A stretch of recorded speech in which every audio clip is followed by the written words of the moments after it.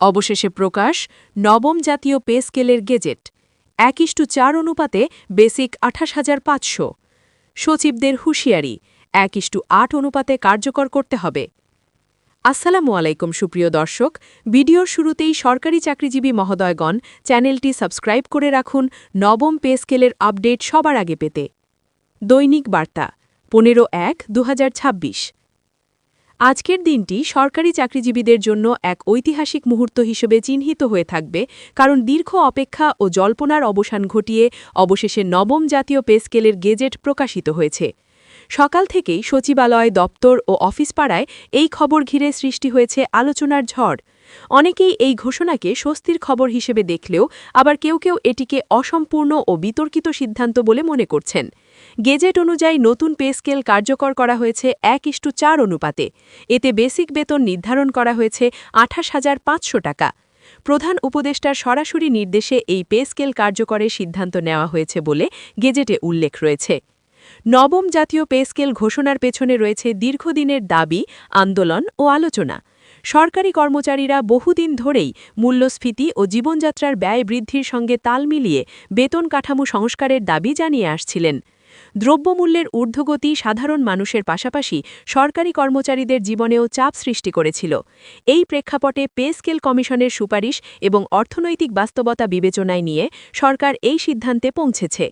তবে সিদ্ধান্ত ঘোষণার সঙ্গে সঙ্গেই নতুন করে বিতর্কের সূচনা হয়েছে। বিশেষ করে অনুপাত নিয়ে শুরু হয়েছে তীব্র আলোচনা। গেজেট অনুযায়ী 1:4 অনুপাতে বেসিক নির্ধারণ করাকে সরকার বাস্তবসম্মত বলে ব্যাখ্যা করছে।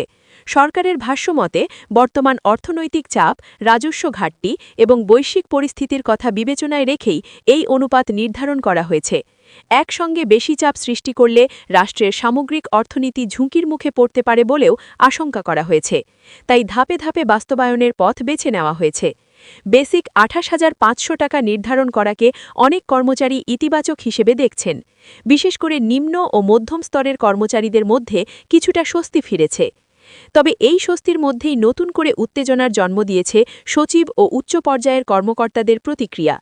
তারা প্রকাশ্যে জানিয়েছেন, নবম পে স্কেল যদি 1:8 অনুপাতে কার্যকর না করা হয় তাহলে তারা কঠোর অবস্থানে যাবেন। সচিব কর্মকর্তাবৃন্দের এই হুঁশিয়ারি নতুন করে প্রশাসনিক অস্থিরতার ইঙ্গিত দিচ্ছে। তাদের দাবি, দায়িত্ব ও মর্যাদার সঙ্গে সামঞ্জস্য রেখে বেতন কাঠামো নির্ধারণ করা হয়নি। উচ্চ পর্যায়ের কর্মকর্তাদের মতে 1:4 অনুপাত প্রশাসনিক কাঠামোর ভারসাম্য নষ্ট করবে। ফলে ভবিষ্যতে নেতৃত্ব সংকট তৈরি হতে পারে বলেও তারা আশঙ্কা করছেন। সচিবদের এই অবস্থান নিয়ে সাধারণ কর্মচারীদের মধ্যেও মিশ্র প্রতিক্রিয়া দেখা যাচ্ছে। একদল কর্মচারী মনে করছেন, উচ্চপদস্থ কর্মকর্তারা বরাবরের মতো নিজেদের স্বার্থ রক্ষায় চাপ সৃষ্টি করছেন। আবার কেউ কেউ বলছেন, প্রশাসনের শীর্ষ পর্যায়ের কর্মকর্তাদের অসন্তোষ উপেক্ষা করলে পুরো সিস্টেমে নেতিবাচক প্রভাব পড়তে পারে। সামাজিক যোগাযোগ মাধ্যমেও এই বিষয়টি নিয়ে তুমুল আলোচনা চলছে। কেউ 1:4 অনুপাতকে বাস্তবতা মেনে নেওয়ার আহ্বান জানাচ্ছেন, আবার কেউ 1:8 অনুপাতকে ন্যায্য দাবি হিসেবে তুলে ধরছেন। প্রধান উপদেষ্টার নির্দেশে পে স্কেল কার্যকরের বিষয়টি রাজনৈতিকভাবেও গুরুত্বপূর্ণ বলে মনে করা হচ্ছে। অন্তর্বর্তীকালীন সময়ে এ ধরনের বড় সিদ্ধান্ত নেওয়া নিয়ে প্রশ্ন তুলছেন অনেকেই। তবে সরকারের পক্ষ থেকে বলা হচ্ছে, এটি কোনো রাজনৈতিক সিদ্ধান্ত নয়, বরং প্রশাসনিক প্রয়োজনের ফল। কর্মচারীদের মনোবল ধরে রাখা এবং প্রশাসনিক কার্যক্রম সচল রাখার জন্য এই সিদ্ধান্ত জরুরি ছিল। প্রধান উপদেষ্টার কৃষি সূত্রগুলো জানাচ্ছে, সিদ্ধান্ত নেওয়ার আগে একাধিক দফা আলোচনা হয়েছে। অর্থনৈতিক বিশ্লেষণ ও ভবিষ্যৎ প্রভাব বিবেচনা করেই চূড়ান্ত অনুমোদন দেওয়া হয়েছে। নবম জাতীয় পে স্কেল কার্যকরের ফলে কারা সবচেয়ে বেশি উপকৃত হবেন তা নিয়েও চলছে বিশ্লেষণ। নিম্ন গ্রেডের কর্মচারীদের জন্য বেসিক বৃদ্ধির প্রভাব তুলনামূলকভাবে বেশি হবে বলে ধারণা করা হচ্ছে। তাদের মাসিক আয়ে যে বাড়তি অর্থ যোগ হবে তা নিত্য প্রয়োজনীয় খরচ মেটাতে সহায়ক হবে। তবে উচ্চ গ্রেডের কর্মকর্তাদের ক্ষেত্রে এই বৃদ্ধি প্রত্যাশার তুলনায় কম বলে অভিযোগ উঠেছে। ফলে বৈষম্যের প্রশ্নটি আবার সামনে এসেছে। এই বৈষম্য ভবিষ্যতে নতুন আন্দোলনের জন্ম দিতে পারে বলেও আশঙ্কা করছেন বিশ্লেষকরা।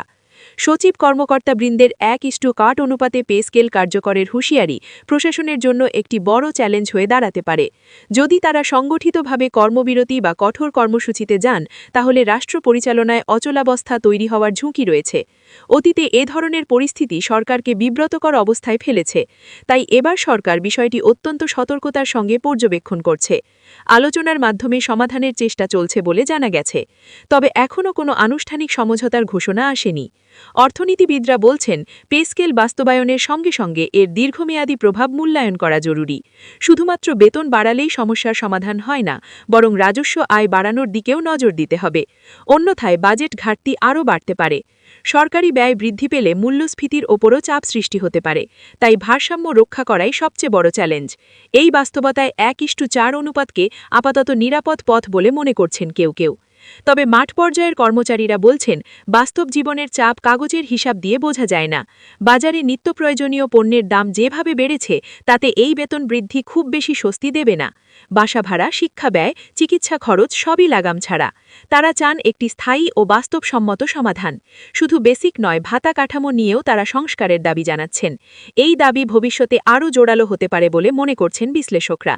সব মিলিয়ে নবম জাতীয় পে স্কেলের গেজেট প্রকাশ একদিকে যেমন স্বস্তির বার্তা নিয়ে এসেছে, অন্যদিকে তেমনি নতুন করে বিতর্ক ও অনিশ্চয়তার জন্ম দিয়েছে।